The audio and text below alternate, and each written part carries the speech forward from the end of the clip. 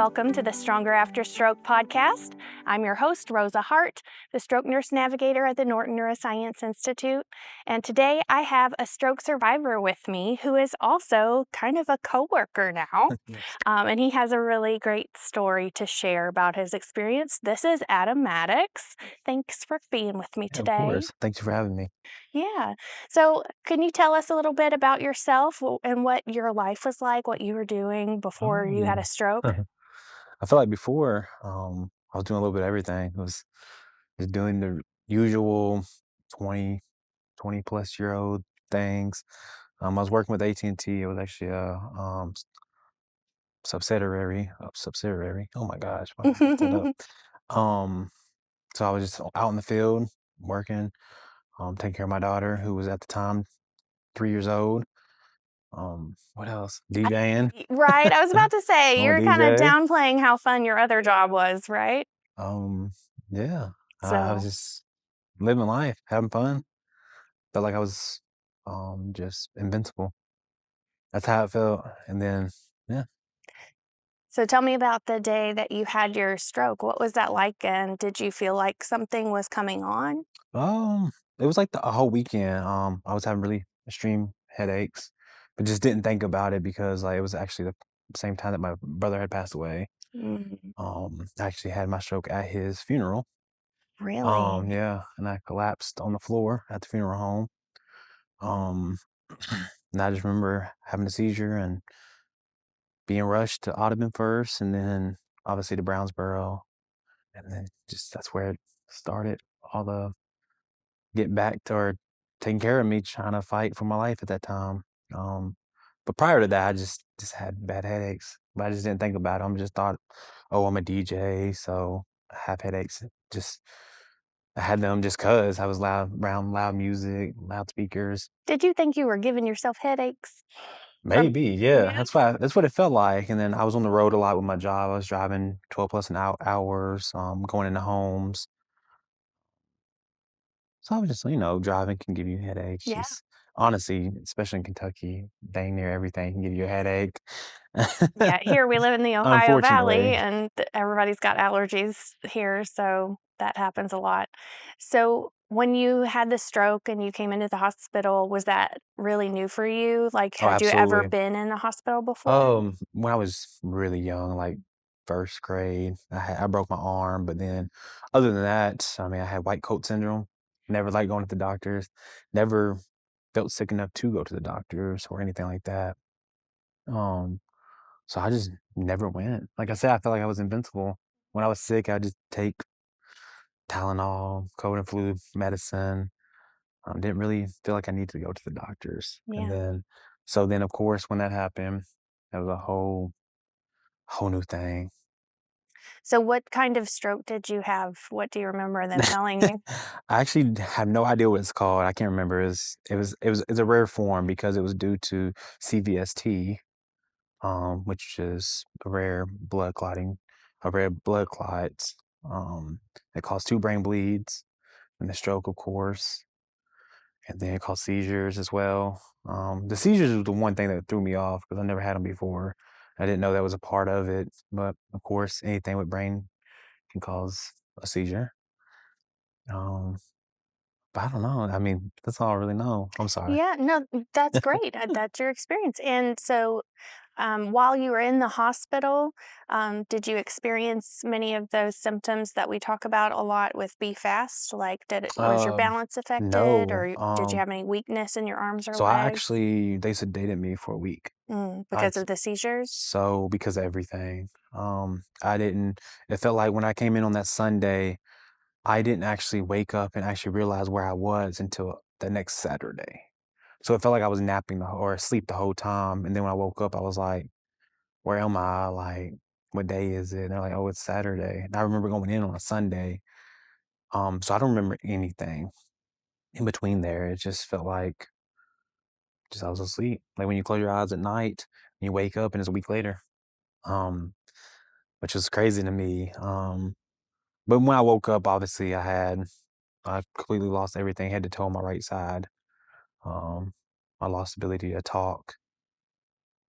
well, not fully to talk. When I tell people that, they're like, "Oh my gosh, you couldn't talk?" Like, I could, but it was hard to find words, string Mm. words together. I stuttered a lot. Um, but yeah, that's really when I first woke up, how I was feeling, and prior to that. How long were you in the hospital? Like, did you have to Um, go to inpatient rehab to recover your Absolutely. strength? I was in the ICU for 2 weeks, and then I was on a ICU step down floor, which I actually used to work on for after. I was on that for about another week and a half, and then I went downtown for inpatient rehab. But inpatient rehab I only had to do for a week. I busted butt. Obviously, they tell you it depends on how you work at it. A lot of people just kind of give up, and don't just think like, oh, it can't get better. They can lose their strength. They lose their ability to do a lot of things because they don't work at it. And I just told myself, I was like, there's no way I can't like give my all. So I just every time I went to any of my therapies, I just busted my butt. Um, what else? After that, I did 4 months of outpatient rehab, doing the same thing, occupational, speech, and physical. How long was it before you were able to go back to work? So I had my stroke in June 12th, 2022. I was able to actually start back work in October of 2022. So that's what, 4 months, I think? Mhm. Yeah, 4 months. I finally got clear. I had to be cleared by two different neurologists. So September 23rd, I was cleared by one, but then I was cleared by another about 2 weeks after for my seizures because I had to be cleared for both before I could start anything. Yeah. And how did your work and life plan change after that? Did Uh, having this experience, like, do you feel like it changed your life Absolutely, trajectory? absolutely. I feel like I have a second chance at life. I can actually I found out what I really want to do in life, and that was get into nursing, getting into healthcare. Because before that, I was in sales management. I did retail and sales for since 16 years old. And at 18, I became a manager in a retail store, and then I was in sales management all the way until I was 26. Had my stroke at 26. But then once I woke up and got through everything, funny thing is, the job I was working for, actually, at the same time I stroke went under. Oh, no. So I had no job to go back to either. Okay, so you had to Um, regroup somehow. yeah, and so I did start back, like, a little retail job, like, because once you have a lot of retail experience, it's easy to learn what to do, really, but it just wasn't fulfilling. I just was like, "Man, this isn't what I wanna do anymore." Um, what's crazy is I just laid in bed one night and cried, um like, not to be vulnerable on here, but, um, I just laid in bed and cried and just was like, "I'm meant to help people." Like, that it just clicked at the same time. I texted one of my friends and was like, "Do you think I could do this? Like, do you think this would be a good fit for me?" And they was like, "Yes, that's actually what you were meant to do that." Just because of the person I am, I care about people, I have a big heart, and it's just it clicked, that's what I'm meant to do. And I wanna work in neuro and work with stroke patients because I know how it feels laying in the bed, and also I can be an inspiration of, like, "Hey, it does get better." Mhm, Like, it can get better, like, no matter if you lose your entire like I said, I was completely head to toe, didn't feel nothing anymore, and I learned to get it back. And I tell my patients that now, like and they just can't believe it. They're like, "Wow, like, we can't tell." It's like, "Well, you can get to this way too." 'Cause especially when I have stroke patients, they just can't believe it. They're like, "Oh my gosh." It was like I remember my first time working, one of my, managers got called into a patient's room, and I was like, "Oh, dang, what did I do?" Um, Instead, it was the patient was leaving to go to, inpatient rehab after a stroke also. I actually told my manager that how he talked to me about everything and like the plans going forward, he's like inspired me. And now I want to go and like give my all because she was down about it. And she was older in age, so it is a little harder for the older generations to come back from something like that. Um, but she was excited and she was like, wow, I could do that too. And honestly, she didn't lose everything like I did, so that's what made her feel even more better. She was like, "Dang, you can come back from that. I can come back from the little stroke I had, but no stroke's little. Yeah. Not a bad a long shot. Not a single one is small." Yeah, even those they wanna call mini strokes, they Yeah, have a really big impact. my aunt had a mini stroke about a year ago, and yeah, it still kind of affects her now to this day. So, but yeah. Was there anything in particular while you were in the hospital? Were there any nurses that you saw or experienced and you were like, "I wanna do what they're Oh, doing?" absolutely. That's they're the reasons why. It's not just like what happened to me is like I knew, especially now I work at Brownsboro. I don't know if I'm allowed to say that on here. But it was for that specific hospital. I mean, all Norton hospitals are amazing because I've had family taken care of at all of them. Um, I became friends with several of them, PCAs, nurses, and that kind of told myself like because of them, the care they gave me, everything they did for me, I want to do for the next person. Mhm. I want to be just like them. And pay it Because forward. yeah, there's people same age as me that I was like, man, you can do this. I can do that too. And I became friends with a lot of people, connected with a lot of people. I'm now friends still with those people. Um, because I actually went when I started at Norton's. I found several of them that actually that took care of me, and I went and personally thanked them. Um, Especially if they're like around my age, it's hard. It's hard to see the young people, like somebody that's your age, and you're just like, dang, like no matter how old or young you are, like it can affect anybody. It doesn't discriminate. It Yeah. doesn't matter who you are. Like I know somebody who was extremely healthy. At the time, I wasn't extremely healthy. Like I didn't take care of myself, and I know that I was 20-year-old, 20+year-old. I mean, I was out socially drinking, things like that. The things that people just go out and do that it's just fun for people. Mhm. But I know somebody who was extremely well, took care of themselves, and he had the same thing happen. Mhm. Um, but yeah, it was definitely the staff and everybody that I met that really pushed me to that. And I talked to several of them even before I started and was like, what do you think? Like, what is your opinion? Especially like, PTSD does set in when I'm at the hospital. Like when I'm working, sometimes I kind of have a little anxiety, start, like, especially when like seizures or codes or anything like that happens. Cause I've been in that role, like in that bed during those times. It can be scary. Um, but I just grown to like realize like I'm here to help these people. I'm here to get them out of here to go home. I always tell my patients all the time. I was like, I hope when I get back here, I don't see you. And I'm like, it's not because I don't want to take Mhm. care of you. It's just we're trying to get you home, and they love it. I just joke with all my patients just because I connect with them all based off of just sharing my story. Yeah.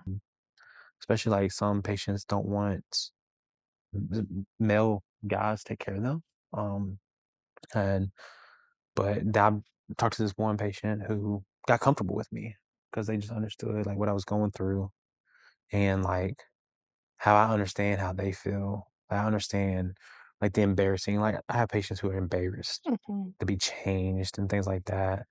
I'm like, listen, I have coworkers who did it for me. Yeah. Like I couldn't change myself. That's an element. Yeah. Yeah. You're with the people who Yeah. literally took care of And I you, told them, and I they was are your like, coworkers now. I literally told a patient, like, listen, this, like, some of these people have literally seen me head to toe, nothing on, changed me, and now I'm in the same hospital with them. Like, they see me in the hallways. Um, but we don't think about it. We don't Right. think about that stuff. All we think about is taking care of you and how we can get you better. We don't think about all the other stuff. Mhm. Um, and I try to like, explain that to them because I mean, if you're embarrassed, trust me, Yeah. I am too. But I we're just don't think about it no more. we're all human, Yeah. and it is so meaningful. So I'm really thankful that you're able to pay it forward, and it's encouraging for you as well as for them, right? And you hear a lot about the importance of mindset in recovery from things like this. Yeah. And it kind of runs into neuroplasticity. So in your recovery, when you were determined you were going to give it your all in rehab every day, your mindset was a key element to activating that neuroplasticity, to empowering you to make new connections Yeah, absolutely. and to recover. So I'm so glad you can like basically be contagious with Yeah, your positive mindset I to try to other be. people. I try to be because, like I said, I've been on both sides, and it's tough. Like, I mean, I've had those down times. Like when it first happened, of course, I was like, "Dang, is it gonna be better? Like, can I get better?" Like, it started like that, but then I was like, "I have a 3-year-old now. There's no way I'm not gonna be better." I'm a huge Louisville fan. As a lot of people do know, like die hard. I sat front row at U of A football games. Oh, okay. Yeah, when I tell you, um, I tell you die hard. And I just want to, like, all I could think about is like, I want to be able to take my daughter to games and go do like things with her and just, if she wants to do sports or whatever she wants to do, be able to like be there for her, do all the things that you still need your legs for, that you need your arms for. Um, because I mean, they straight up told me, they said, because I was like, can I get 100%? They said, it's up to you. I was like, oh, okay. Because there's no guarantee. They said people like can claw up sometimes or like certain things. So when they said it's up to you, I was like, all right. I told my family, I was like, I'm 100% again. I'll be there. I was like, it might take me 1, 2, however long it takes me. I don't care. I'm gonna get there. Because it does take the brain 2 years to heal after a stroke. I've learned. Um, but I don't know, I gave my all. So I what do was you enjoy doing now with your daughter? everything, What everything. are some things you like to do together? It's pretty much whatever she wants to do. Like there's a Understandable. there's like a place in J-Town. It's like an indoor playground. We do Mhm. that a ton, especially because her birthday's in January, so it's like cold out all the time. So we do that. We do like the trampoline parks, which I don't do the trampoline because obviously after a brain injury, you get to be a little bit more limited on what you can or can't do, from what I've been told. I don't know. I need to ask my neurologist about that more. Okay, Um, so next message to my chart to your neurologist, can I jump on a trampoline? yeah, because when I first started with my rehab and everything, they were like, they gave me this like big book of like survival guide, a TBI survival guide. And it was like all these things you can't do, like Oh, fly, wow. things like that, because obviously the flying was due to blood clots in the brain. Like trampoline, go-kart, roller coasters. So I don't know, is that still allowed or not? Or I don't know. I still have to talk to her about that. Well, and that's what one reason it's great to continue following up with your Oh, I neurologist talk to her all the time. and your primary care. Make sure they're in the loop with where you're at in your recovery so you can make Yep. adjustments as you make progress. And so I'm really glad to hear you've got such a strong Oh, network of people. oh, my neurologist is wonderful. My doctors are wonderful. Sometimes I get scared about that. When I first started, I was like, man, I don't. All these people are new. Doctors have always like had this like, I don't know. People are always scared of them. But then I connected with all my doctors, and they're wonderful people. Yeah. They're amazing people. I can't even describe it. Like I can't. When people always are thinking like, "Oh, I need to find me a neurologist," I recommend mine every single time because she's wonderful. I talk to her constantly. I just talked to her earlier this week, because I actually had a seizure 2 weeks ago. And we're still trying to get my medicine right, so I stopped having them. Which those have been happening since I've had my stroke. Um, but I mean, I ask her all the time, like certain things. I actually will actually see her on the 4th of April, and I actually have a scan that day too. So yeah. Okay. Yeah. So there's all kinds of things to follow up on and preventative steps. What are some things that you do to prevent stroke now? Oh, everything. Take your medicine. Yeah, take your Oh medicine. gosh. Because sometimes I have people who are working, where I hear, oh wow, I need that medicine, yada yada yada. I'm like, yeah, you do, because I thought that too. And then that's where it got me. So I need to take all my medicine, obviously, stay on top of everything with because I was actually told I didn't need the scan a year ago. She was like, "Oh, your brain's healed completely. Like you don't need it. But if you wanted one in a year, I'll give it to you." I was like, "Yes, please give me one." I just for my own like sanity, Mhm. I need one. Yeah, it can Um, be reassuring. yeah, so she was like, "Alright, I'll schedule you one." She was like, "You just had a lot of, like, what is it? The radiation because of all the scans I had before." I was like, "Just one more, please." Um, I take care of myself more. I've lost weight. I've lost a lot of weight.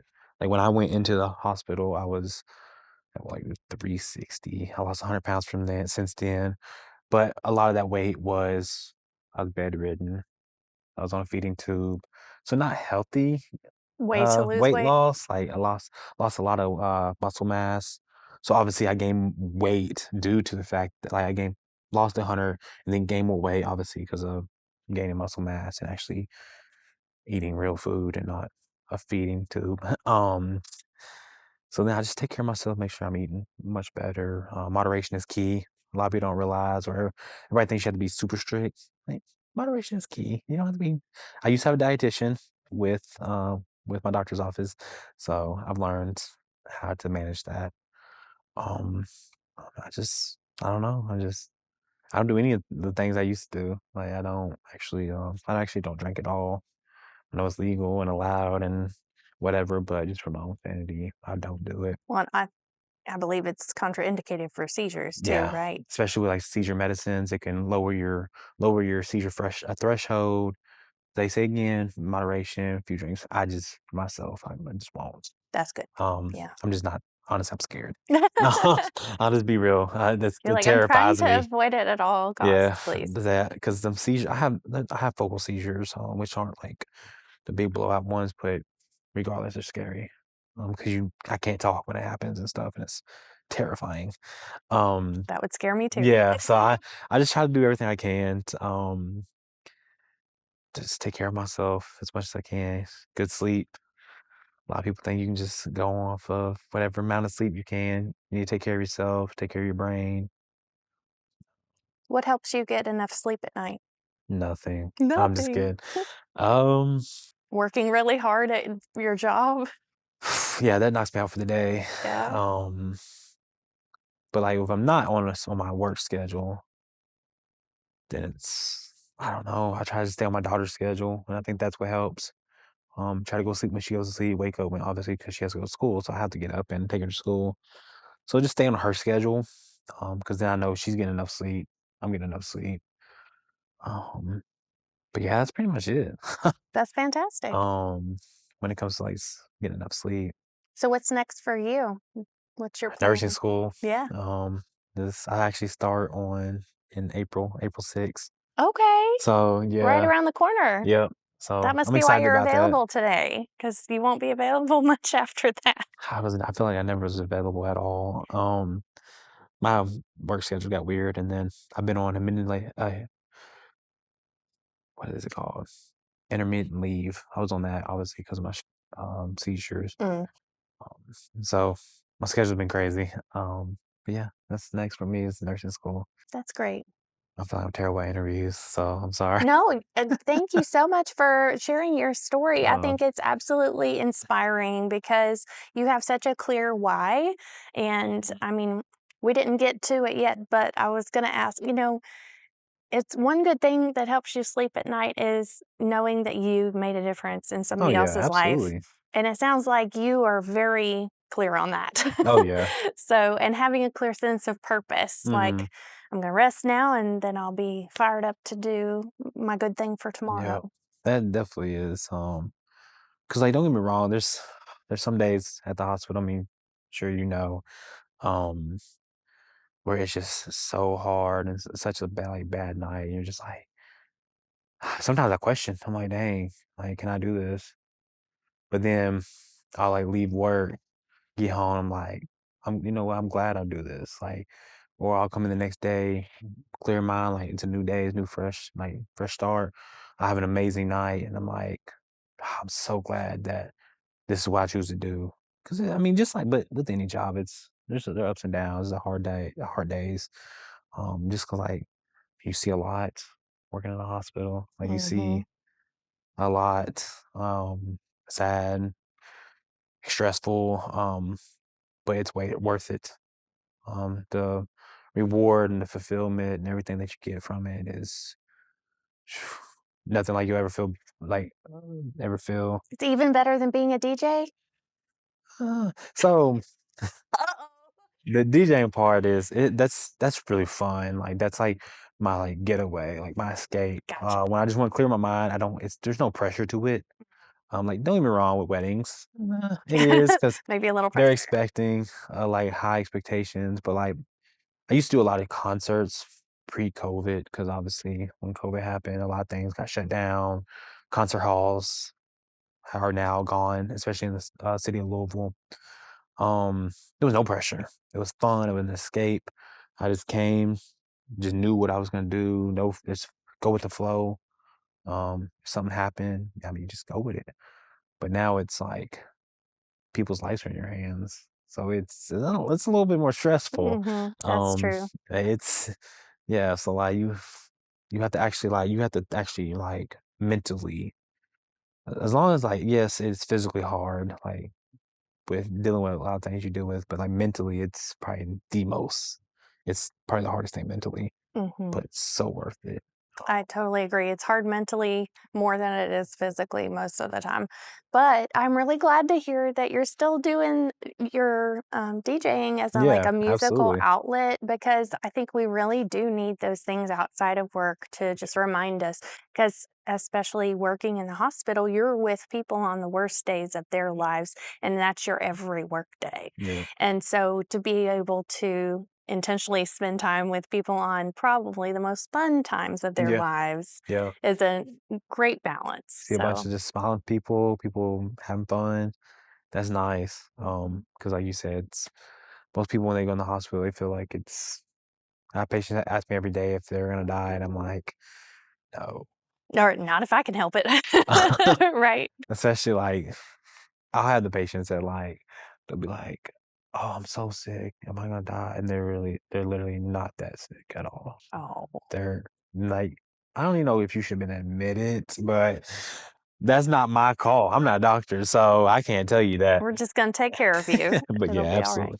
Well, Adam, thank you so much for Yeah, of joining me course. on the Stronger After Stroke podcast. If you've enjoyed hearing Adam's story, feel free to leave a comment. Make sure you're following so you'll be alerted to the next episodes. And also, like, leave a comment and let me know if there is a specific topic you'd like to learn more about. And I'll see you in the next episode.